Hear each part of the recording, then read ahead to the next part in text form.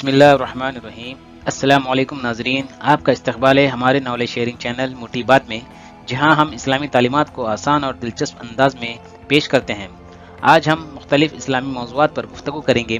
چلیے بغیر وقت ضائع کرے ویڈیو شروع کرتے ہیں اور دین کی روشنی میں اپنی زندگی سنوارتے ہیں۔ آئیے ویڈیو شروع کرنے سے پہلے آپ کے لیے ایک اسلامی سوال، جس کا جواب آپ کمنٹ کر کے بتا سکتے ہیں یا ویڈیو کے آخر میں جواب دیا جائے گا۔ تو سوال یہ ہے، حضرت موسیٰ علیہ السلام کو نبوت کس مقام پر ملی؟ آئیے اسلامی تاریخ میں آج ہم حضرت موسیٰ علیہ السلام کے بارے میں جانیں گے۔ حضرت موسیٰ علیہ السلام کی زندگی ایک روشن کرن ہے جو تاریخ زندگیوں میں اجالا لاتی ہے۔ فرعون کے ظلم و ستم کے باوجود حضرت موسیٰ علیہ السلام ہمیشہ حق پر رہے اور اللہ کی وحدانیت کی دعوت دیتے رہے اور ہر حال میں اللہ پر توکل کیا۔ حضرت موسیٰ علیہ السلام کی پیدائش اور اللہ کی قدرت۔ اپنی زندگی اور سلطنت کی بقا کے لیے ایک خواب کے حوالے سے جب فرعون نے بنی اسرائیل کے نومولود بچوں کو قتل کر رہا تھا، تب اللہ تعالیٰ نے حضرت موسیٰ علیہ السلام کو بنی اسرائیل میں پیدا کیا۔ اللہ نے حضرت موسیٰ علیہ السلام کی والدہ کو الہام کیا کہ وہ انہیں ایک صندوق میں رکھ کر دریائے نیل میں چھوڑ دیں۔ ادھر فرعون کے گھر والوں نے انہیں پا لیا۔ اس واقعے کو قرآن مجید کچھ اس طرح سے بیان کرتا ہے کہ فرعون کی بیوی نے حضرت موسیٰ علیہ السلام کو اپنا بیٹا بنا کر پالنے کی درخواست کی، جو فرعون نے قبول کر لی۔ سورہ قصص آیت نمبر 9۔ اور یوں اللہ تعالیٰ نے اپنی قدرت کا ظہور کیا کہ دشمن کے گھر میں ہی حضرت موسیٰ علیہ السلام کی پرورش کروائی۔ حضرت موسیٰ علیہ السلام جب جوان ہوئے تو ایک غیر ارادی واقعہ رونما ہوا۔ حضرت موسیٰ علیہ السلام نے ایک دن دیکھا کہ ایک قبطی فرعون کی قوم کا فرد بنی اسرائیل کے ایک شخص پر ظلم کر رہا تھا۔ حضرت موسیٰ علیہ السلام نے اسے روکنے کے لیے قبطی کو ایک مکہ مارا، جس سے وہ مر گیا، جس کا تذکرہ سورہ قصص آیت نمبر 15 میں ملتا ہے۔ پھر یہ خبر پھیل گئی کہ حضرت موسیٰ علیہ السلام نے اس قبطی کو قتل کر دیا، جس کی وجہ سے آپ علیہ السلام کو مدین ہجرت کرنی پڑی۔ مدین پہنچ کر حضرت موسیٰ علیہ السلام نے کنویں پر دو لڑکیوں کی مدد کی جو حضرت شعیب علیہ السلام کی بیٹیاں تھیں۔ حضرت شعیب علیہ السلام نے حضرت موسیٰ علیہ السلام کے اخلاق و کردار کو دیکھ کر انہیں اپنی بیٹی کا رشتہ دیا اور 8 یا 10 سال اپنی خدمت میں رہنے کی شرط رکھی، جس کا ذکر ہمیں سورہ قصص آیت نمبر 27 میں ملتا ہے۔ پھر حضرت موسیٰ علیہ السلام نے شرط پوری کی اور شادی کے بعد واپس مصر جانے کے لیے روانہ ہوئے۔ آپ علیہ السلام اپنی زوجہ کے ساتھ مصر جب روانہ ہو رہے تھے، تب راستے میں کوہ طور پر ایک جلتی ہوئی جھاڑی نظر آئی، جہاں اللہ تعالیٰ نے حضرت موسیٰ علیہ السلام کو نبوت عطا فرمائی، جس کا ذکر ہمیں سورہ طہ آیت نمبر 9 سے 13 تک ملتا ہے۔ اللہ نے انہیں 2 معجزے عطا کیے، ایک عصا جو سانپ بن جاتا تھا، دوسرا روشن ہاتھ جو سفید چمکنے لگتا تھا۔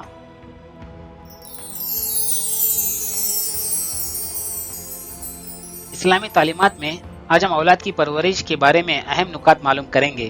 اولاد اللہ تبارک و تعالیٰ کی بے شمار نعمتوں میں سے ایک عظیم نعمت ہے، جن کی تربیت اور پرورش میں ماں باپ کا اہم کردار ہوتا ہے۔ اس لیے والدین پر لازمی ہے کہ وہ اولاد کی حق میں بہتر سے بہتر دعا کرتے رہیں، اور یہ طرز عمل ہمیں انبیاء کی زندگیوں سے بھی ملتا ہے۔ قرآن میں کئی انبیاء کرام کی دعائیں کا ذکر ہے جو انہوں نے نیک صالح اولاد کے لیے مانگی تھیں۔ یہ دعائیں ہمیں سکھاتی ہیں کہ والدین کو اپنی اولاد کے لیے اللہ سے خیر مانگنی چاہیے اور ان کی دین و دنیا کی فلاح کے لیے دعا کرنی چاہیے، جیسا کہ حضرت ابراہیم علیہ السلام نے صالح اولاد کے بارے میں اللہ سے دعا کی تھی، اے میرے رب مجھے نیک اولاد عطا فرما، سورہ الصافات آیت نمبر 100۔ یہی دعا اللہ سبحانہ وتعالیٰ نے قبول کی اور حضرت اسماعیل علیہ السلام اور حضرت اسحاق علیہ السلام عطا کیے۔ اسی طرح حضرت زکریا علیہ السلام نے دعا مانگی کہ اے میرے رب مجھے اپنی خاص رحمت سے پاکیزہ اولاد عطا فرما، بے شک تو دعا سننے والا ہے، سورہ آل عمران آیت نمبر 38۔ اور اللہ نے انہیں بھی حضرت یحییٰ علیہ السلام عطا فرمایا۔ دعاؤں کے ساتھ اسلامی ماحول اور گھر کی تربیت اولاد کی پرورش میں لازمی جز ہے۔ نبی کریم صلی اللہ علیہ وسلم نے ارشاد فرمایا، ہر بچہ فطرت پر پیدا ہوتا ہے، پھر اس کے والدین اسے یہودی، نصارہ یا مجوسی بنا دیتے ہیں۔ بخاری مسلم شریف۔ والدین پر لازمی ہے کہ وہ بچوں کو اسلامی ماحول فراہم کریں تاکہ وہ فطرت پر ہی قائم رہیں۔ اس لیے گھر میں قرآن، نماز، اسلامی کتب کا مطالعہ اور اچھے اخلاق کو عام کریں۔ اولاد کی پرورش میں اخلاق اور کردار کا بڑا دخل ہوتا ہے۔ سچ بولنا اور جھوٹ سے بچنا یہ بڑے اوصاف ہیں، کیونکہ نبی کریم صلی اللہ علیہ وسلم نے ارشاد فرمایا، سچائی نیکی کی طرف لے جاتی ہے اور نیکی جنت کی طرف لے جاتی ہے، مسلم شریف۔ اس لیے ہمیں چاہیے کہ اپنے بچوں کو سچائی کی ترغیب دیں، سچ بولنا سکھائیں اور جھوٹ بولنے اور دھوکہ دہی سے بچائیں، اور خود بھی اس گناہ سے بچتے رہیں، کیونکہ بچے عمل دیکھ کر سیکھتے ہیں، اور بچوں میں صبر و تحمل، درگزر، عاجزی اور بڑوں کی عزت اور چھوٹوں پر شفقت جیسے اوصاف پیدا کریں۔ نبی کریم صلی اللہ علیہ وسلم بچوں کے ساتھ نہایت شفقت سے پیش آتے تھے۔ حضرت حسن و حضرت حسین رضی اللہ تعالیٰ عنہما کو گود میں بٹھاتے، پیار کرتے اور دعائیں دیتے۔ والدین کو بھی چاہیے کہ بچوں کو مارنے کے بجائے نرمی سے سمجھائیں اور ان کے ساتھ وقت گزاریں۔ اسی طرح بچوں کو حلال کھانے اور حرام کے لقمے سے بھی پرہیز کرنا سکھائیں، کیونکہ حرام اور حلال کی تمیز جب بچے میں پیدا ہو جائے تو یقیناً اس کی زندگی عمل صالح پہ آ جائے گی۔ اولاد کی پرورش میں نماز اور دیگر عبادات کی ترغیب بھی ضروری ہے۔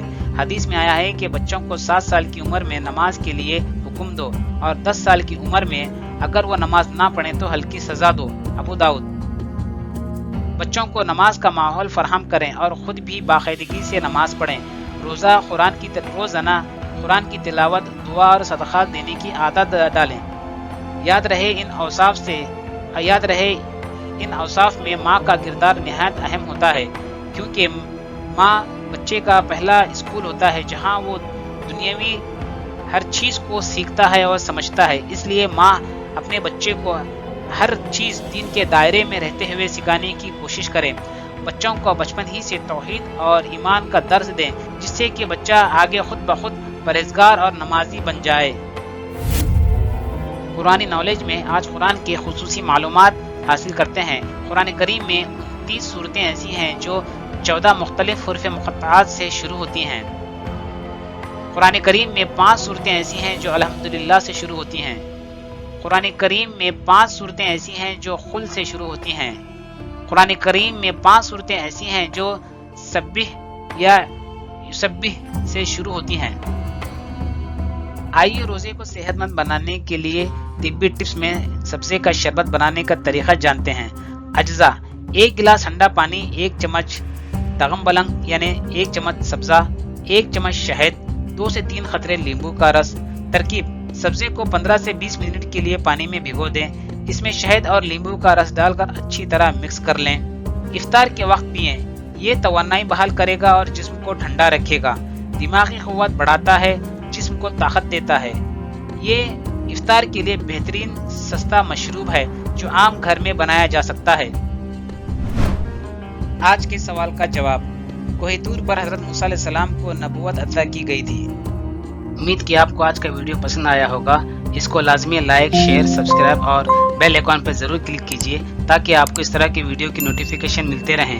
اللہ تعالیٰ سے دعا ہے کہ اس رمضان مبارک میں ہمیں شرک و بدعت اور دیگر خرافات سے ہماری حفاظت فرمائے۔ خوش رہیے، آباد رہیے، ملتے ہیں اگلے ویڈیو میں، تب تک کے لیے اللہ حافظ۔